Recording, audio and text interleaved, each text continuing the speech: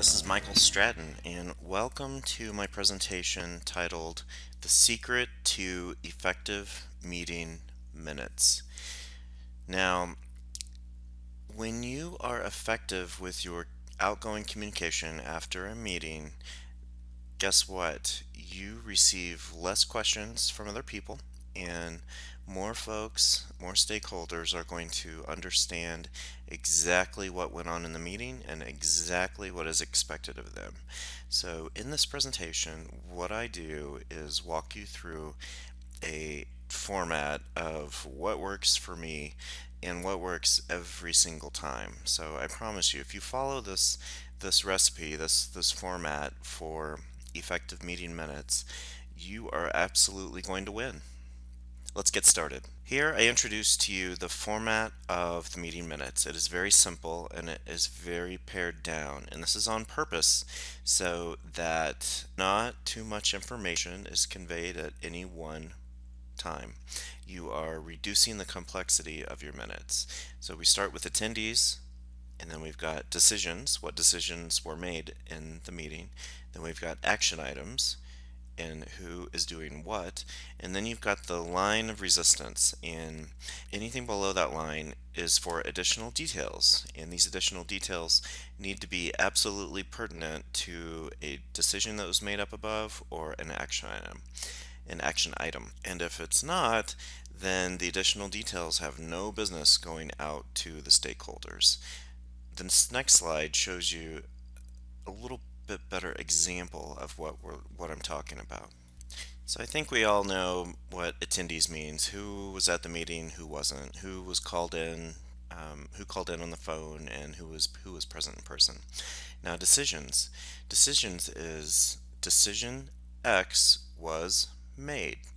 So for example, the decision to go live with X software on Friday was made.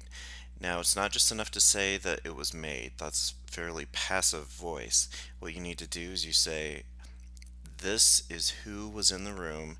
This is who agreed to this decision to go live on Friday. Once you say that, then it adds a little validity, it adds more meat to what you're trying to say. The next section is action items. These are action words such as create this, do that, remove this, uncover that. And I'd never ever put an action item down here without an owner, who is the ultimate accountable party, and then the due date of the action item. If you don't have an owner and if you don't have a due date, you really don't have an action item. So that is important to remember. And then one final note, everything else honestly is extraneous and should be kept in the detail section and or left out and kept in Evernote or MS OneNote, and that's something I'm going to talk about here in a second. Evernote is an application that I use to track every last detail from every meeting that I'm in, period. Other folks like Microsoft OneNote are really fine either way, it doesn't matter, but the gist is the same. You've got to have a place where you are tracking every last note, everything that was said in a meeting. Otherwise, it's gone into the void. It's missing. You will lose track of it forever. Now, this does not mean that you share every last detail of your Evernote or Microsoft OneNote note with your stakeholders. In fact, you shouldn't. That's the last thing you should do. You need to spend a lot of time up front paring down the content and only give the most pertinent information to your stakeholders. So a few other meeting minutes reminders. Again, all of the details go into Evernote or Microsoft OneNote or wherever you decide to track every last detail. But the key is track those details. If you don't, you're not going to know what's going on when somebody asks a question later on. The next thing, be very judicious with what information you send to stakeholders. There's an entire pruning process where you need to look at your meeting minutes and make sure that a third grader can understand what you're trying to say. If not, you need to go back to the drawing board and make sure that it is as simple and easy to understand as possible. And the last thing to remember with meeting minutes is be timely. If you don't get out the meeting minutes within one day of your meeting, I guarantee it comes across as you don't care, and that makes other people not care. So do the right thing, be responsible, get your meeting minutes out within 24 hours. Otherwise, honestly, who cares?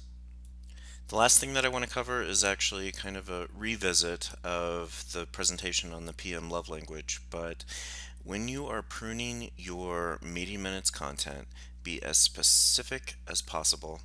Don't be general, don't be generic. Use action words such as create, limit, remove, deliver.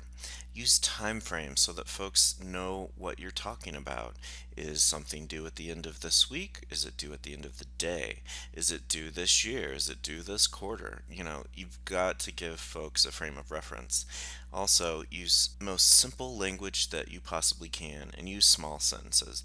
I don't care if it's grammatically correct or not, just use small, bite-sized sentences and words to get your point across. Use formatting to your advantage. I use bullet points like crazy, and I honestly believe every email should have bullet points because it's way too easy to get lost into a 5 paragraph email. I mean, what's the point, honestly?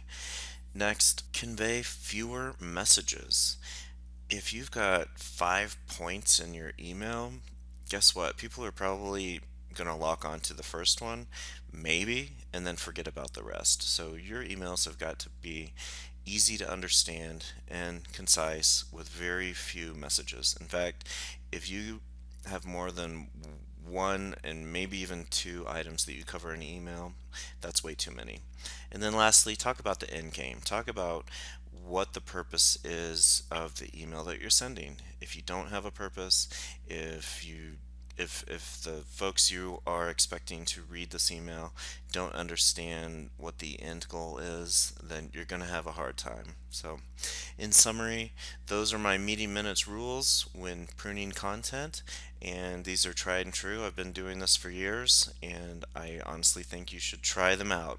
Thank you again, Michael Stratton, effective-pm.com. Take care. Bye bye.